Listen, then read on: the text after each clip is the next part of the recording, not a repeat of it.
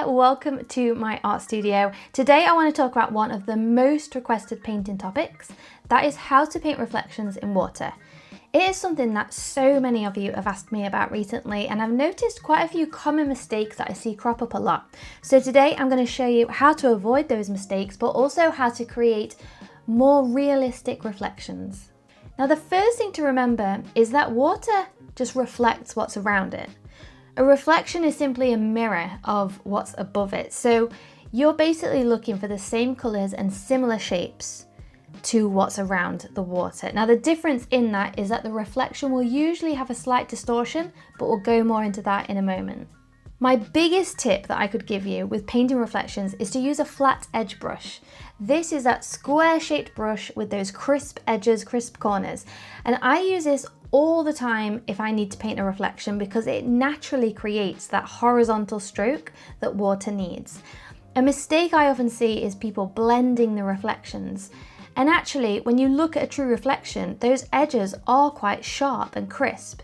And yes, while you want a nice soft blended background, maybe for the sky and the reflection of the sky, the reflections of trees, buildings, mountains are not usually heavy blended. If you zoom in on any reference photo, you'll see they have these defined horizontal lines and shapes. Now, because of this, you can use a flat edge brush and work with a gentle kind of side to side motion. And these horizontal strokes kind of create that texture and that movement that make reflections look convincing. Another important tip is to really study your reference photo. Rather than thinking, I'm painting a tree and I'm gonna do the reflection of a tree, just have a look at the actual shapes in your reference. See the edges, the curves, the lines, how they intersect. Look at the colours and the lights and the darks that you can see in the reflection. Your goal is to paint those essentially quite abstract patterns that the illusion of water creates, not just to copy the object itself as if it was a true mirror.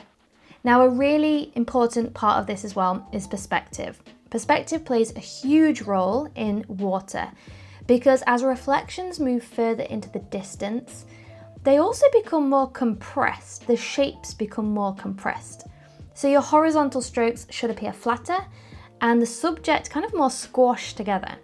Whereas in the foreground reflections, you're kind of looking more directly down onto the water, aren't you? So the reflections appear taller and kind of closer to their truer shape and volume.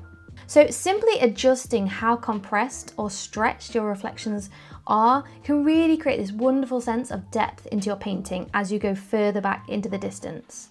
And honestly, don't underestimate the power of a simple abstract brushstroke, whether that's a little blob or a line.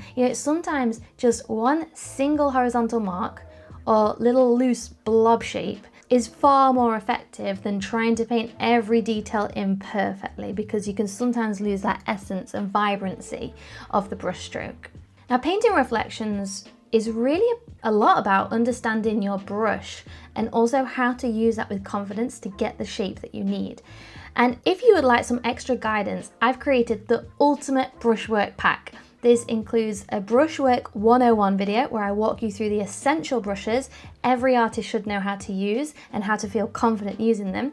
But it also comes with a brushwork practice sheet, so you can really start to build your confidence and get those brush strokes that you really need for your paintings. And it's completely free. I just created this to really help get you started on your journey of painting and gain confidence with your brush strokes. So I'll pop the link to that below in the description box. But I really hope that today's video on reflections maybe gave you just something to think about, something to have a little practice with. Honestly, just grab your sketchbook and get some photographs of reflections. I will link the one that I have used in the description box. You can download it and have a go for yourself and just have some beautiful painting time, carve out that creative time for you. And thank you so much for joining me today. Make sure to hit subscribe and hit the notification bell so that you don't miss out on any future videos. I've got lots of videos planned for summer, and I just want to thank you so much. Have a beautiful rest of your day. Bye.